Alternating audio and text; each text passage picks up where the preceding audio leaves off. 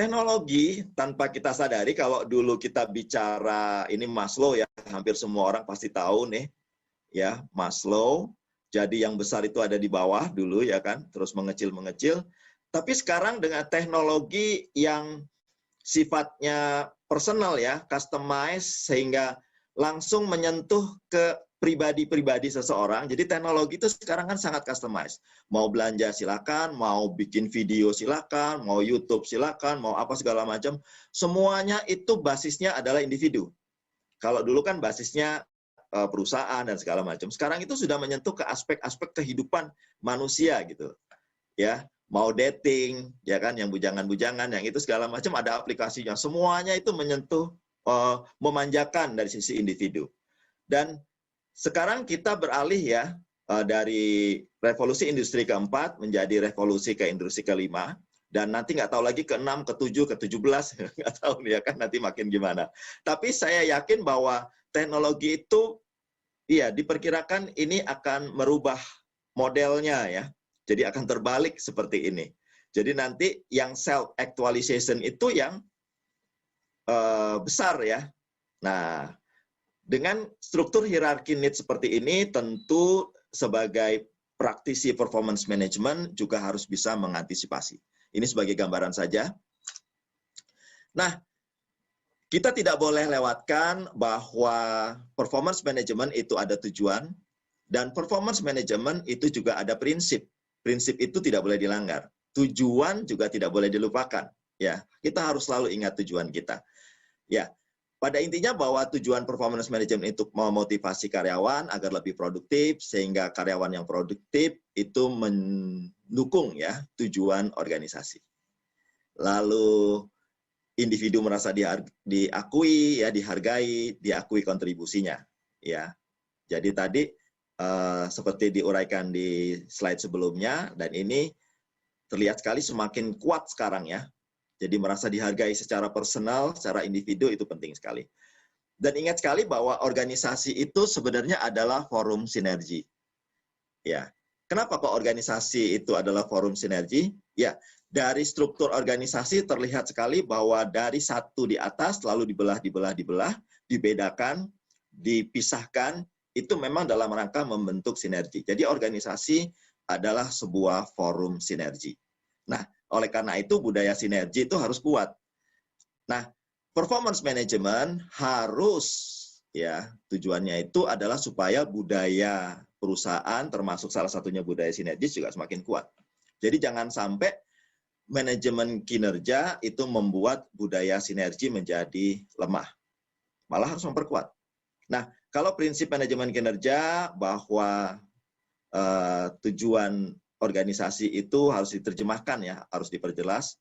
Jadi semua orang itu secara prinsip harus tahu tujuan organisasinya.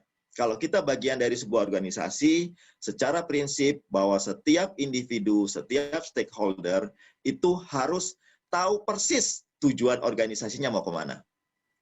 Itu harus, itu prinsip. Dan tadi sama dengan tujuan adalah prinsip menghargai kontribusi individu, ada keadilan prosedural, itu juga penting ya. Ya, dari berbagai penelitian bahwa keadilan prosedural ini menjadi penting ya terkait dengan kepuasan kerja dan segala macam. Nah, tentu dalam manajemen kinerja keadilan prosedural itu yang menjadi pokok penting ya. Ada berbagai macam keadilan ya, keadilan prosedural yang menjadi penting. Lalu ada transparansi dan saling menghormati. Dan yang saya tekankan di sini bahwa tujuan dan prinsip manajemen kinerja, baik sebelum era disrupsi maupun setelah era disrupsi atau di era disrupsi saat ini, itu tetap sama, nggak berubah. Jadi tidak terdisrupsi, tidak terganggu.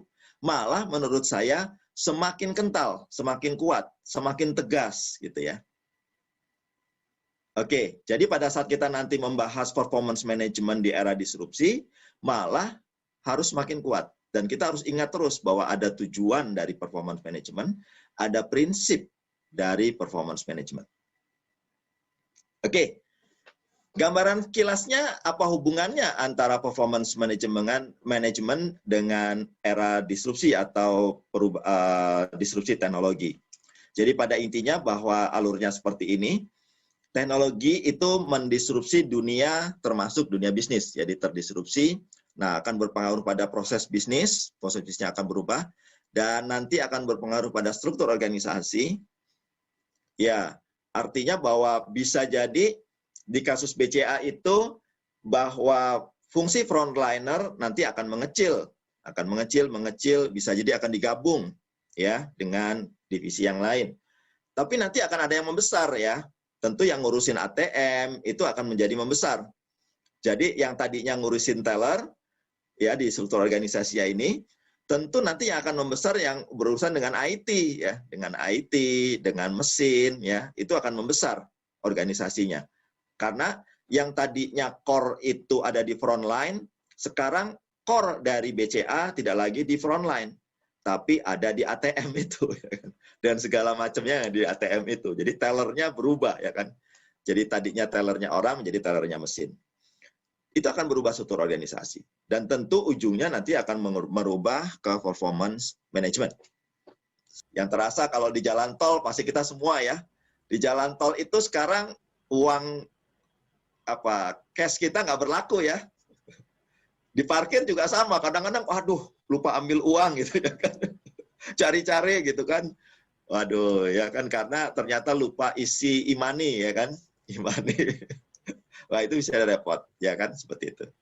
Monggo ya kalau ada yang mau cerita bahwa intinya bahwa teknologi itu mendisrupsi kehidupan kita dan ujung-ujungnya adalah nanti kalau kita sebagai praktisi HR, sebagai praktisi human resources itu akan terkait dengan performance management. Intinya gini, bahwa organisasi pasti terdiri dari ada organisasinya itu sendiri. Jadi kalau kita ada sebuah perusahaan ya, ada perusahaan, tentu perusahaan itu kan punya tujuan ya. Nah, misalnya setiap tahun ya, setiap tahun saja misalnya 1M misalnya gitu omsetnya. Lalu organisasi punya tujuan kan? Punya tujuan misalnya tahun 2021 ini ingin menjadi 1,3M. Nah, itu kan berarti kinerja itu. Berarti kinerja perusahaan yang tadinya berhasil mendapatkan omset 1 miliar di tahun lalu, tahun ini akan naik performance-nya, kinerjanya menjadi 1,3M. Nah, tentu 1,3M itu nanti kalau terdiri misalnya tenaga pemasarannya itu ada 10 orang misalnya gitu kan. Maka nanti akan dibagi-bagi ya, dibagi-bagi ke 10 orang itu. Nah, nanti masing-masing orang itu tentu ada yang mencapai target dan ada yang tidak mencapai target. Pada intinya seperti itu, Mbak. Dan nanti karena bisnis proses itu berubah ya, bisnis proses berubah. Dalam menetapkan indikator kinerja bisa jadi tidak hanya omsetnya saja. Karena nanti sebenarnya akan diulas pada pelatihan-pelatihan yang basic akan diulas bagaimana menetapkan indikator kinerja, bagaimana mungkin dengan menggunakan balance scorecard, karena jangan sampai hanya mengejar sisi finansialnya saja, karena bisnis kan harus berjalan ya, harus bisa langgeng, sehingga nanti di balance scorecard ada aspek pembelajaran, ada aspek proses ya, dan ada 4 proses seperti itu. Dan nanti manajemen kinerja, dan tentu nanti banyak aspek ya terkait dengan kinerja, nanti juga bagaimana kita mestinya saya tambahkan di sini proses performance manajemennya ya, cycle-nya ya, mulai dari merumuskan dan segala macam. Mohon maaf ya, karena nanti kita bisa ulas lagi nanti pada saat di grup ya, bagi rekan-rekan nanti yang perlu mendalami lagi mengenai performance management, prosesnya seperti apa dan segala macam. Karena performance management ini kan berbasis data ya, berbasis data. Sehingga pada saat seseorang itu diadakan performance management itu ada masalah. Belum lagi atasannya yang kadang-kadang nggak menerima dan semacam itu. Kalau faktor eksternal ya tadi, kalau faktor eksternal terkait dengan disrupsi. Jadi bisa jadi persaingan dan segala macam itu mempengaruhi performance management. Sehingga target yang tadinya dianggap mudah gitu ya, terjadi Pak Purwanggono ya. Kita tetapkan target, misalnya satu orang angkanya sekian gitu kan, sales misalnya. Nah, saat itu gampang untuk dicapai. Oh, semangat, ya kan? Semangat, rekan-rekan itu semangat untuk mencapai kinerja tersebut. Ternyata ada kompetitor baru yang hadir di situ, gitu ya. Nah, itu juga harus diakomodir. Jadi pada intinya bahwa memang bicara performance management itu menjadi objek utama bisnis sebenarnya. Sepanjang ada bisnisnya, ya performance management itu menjadi. Karena performance management ini kan mulai dari performance organisasinya, lalu performance organisasi itu kan dibelah-belah ya nanti ya, dibagi-bagi ke performance divisi, performance departemen, ke performance individu. Dari pengalaman saya membantu perusahaan, ya mendampingi perusahaan, mulai dari men-set up performance management, ya sampai kami dampingi, sampai jadi segala macam itu. Waduh, itu proses penyusunannya masing-masing juga mesti harus itu bisa sekitar 6 bulan ya. Itu untuk menyusun saja, belum nanti kita memonitor proses monitoringnya dan segala macam. Jadi, tapi sebagai sebuah perusahaan yang modern, apalagi di era disrupsi saat ini, menjadi sebuah keharusan. Performance management menjadi sebuah keharusan. Tentu nanti prosesnya akan disesuaikan bagi industri kecil, bagi UMKM, tentu prosesnya sendiri-sendiri. UMKM sendiri kan sebenarnya dari mikro, usaha mikro, kecil, dan menengah gitu ya. Itu sendiri luas banget ya. Luas banget gitu loh. Yang menengah itu juga sampai omset 500M ya kan gitu. Seperti itu. Jadi masing-masing tantangannya berbeda-beda dan sangat kontekstual seperti itu. Seperti Google Map itu ya. Di Google Map itu kan sebenarnya perubahan kondisi jalan kan terus berubah kan. Lah nggak ada jeda itu. Jadi kalau di Jalan Sudirman itu macet, ya kan? Ya langsung dapat informasi dan kita lakukan perubahan. Perubahan rute kan. Kalau misalnya saya mau ke Tambun gitu ya kan. Ternyata di Bekasi, di MM itu, di Jalimalang macet gitu kan. Loh saya harus mengganti rute kan gitu. Harus ya, harus. Dan kalau bicara performance management di era disrupsi, ya kita harus sebisa mungkin ya, harus mengadopsi itu. Nah, soal nanti apakah bisa atau tidak tergantung bisnisnya ya, karena bisnis kan beda-beda ya.